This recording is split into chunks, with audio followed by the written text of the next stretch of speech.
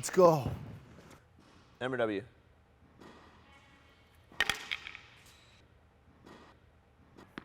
This poor guy doesn't stand a chance. I am feeling good today.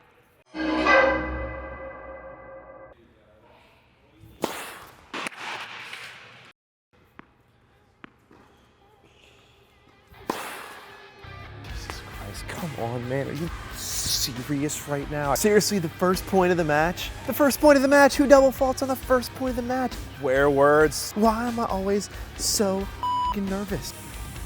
What the? I don't care if you're Roger Federer or a weekend warrior, I can guarantee, I can almost guarantee that you've experienced something just like this. 1 second you can't miss, the next second you can't put a ball on the court, or maybe you started off and felt amazing in practice, but as soon as the match started, you start making every excuse in the book as to why you're not playing well. I should have worn my hard court shoes. Whose cell phone is that? Of course I'm missing overheads. It's super sunny in here. So if this is you, stick around because we're going to show you how to have less of these off days by following 4 easy steps.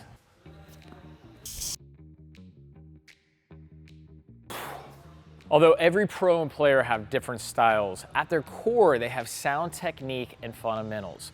Once you've established your fundamentals, whether it be watching YouTube videos or taking lessons from your local coach, it's time to practice those fundamentals using repetition.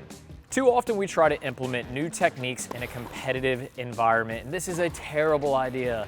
It will only result in you going back to old habits. The match is gonna mean too much. You're gonna do what you know and what is comfortable. So one of our favorite ways to practice repetition is with the ball machine. No one's judging you, there's no score involved.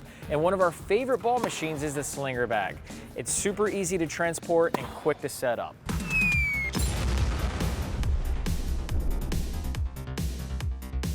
Once your technique feels solid, add targets. My old coach used to say to me, there's no feedback and nothing gained by hitting without a designated target. Simply put, if you play darts blindfolded, how do you know where you miss and how to adjust? When you're setting up cones, be specific with your intention, whether it to be down the line, cross court, or even in the middle of the court. Be sure to give yourself plenty of margin as well. You want to make sure you have enough space to miss by at least 3 to 4 feet away from the line.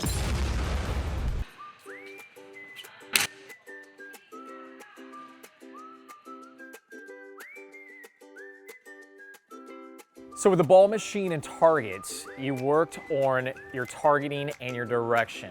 But now it's time to work on your timing and anticipation. And this is where a good practice partner comes in. A good partner will help you learn to track the ball appropriately because every ball is struck with a variance in speed, spin, and direction. It'll force you to make adjustments that'll improve your eye-hand coordination, your footwork, and anticipation. All skills necessary to become a good tennis player.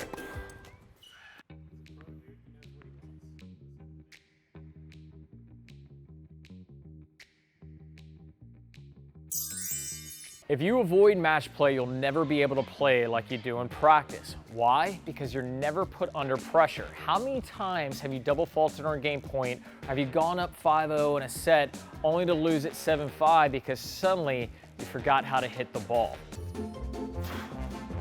These things happen and they are normal, but you will only get better the more you put yourself into these pressure situations and practice your fundamentals while under pressure in the actual match. If you're looking to have less of those off days, it's all about working on those fundamentals and building consistency. So remember, there's 4 main ways that we do that. Number 1, practice your technique in a controlled environment, whether it be a ball machine or on the court with a coach.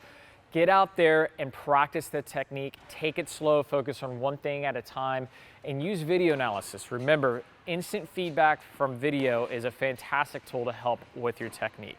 Number 2, put down targets. Every shot should have intention in order to give you feedback, whether you overhit, underhit, miss wide, whatever it may be.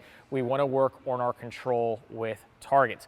And then number 3, make sure you get out there with a practice partner. Work on patterns, but make sure you're working with a live ball with a friend because of the variance in which you're receiving the ball. They can't hit the ball the same every time, so you're getting different spins, different speeds. Get out there and work on those sending, receiving skills. And then number 4, it's all about putting your practice into match play. And this is learning to be comfortable with being uncomfortable. Our fundamentals are put to the test under pressure, and when you can learn to be comfortable even when all the pressure is on your shoulders, this is when you really start to prove your fundamentals are holding true. So speaking of being uncomfortable, there's nothing worse than having your timing completely off. If you need help with your timing, make sure you check out this next video.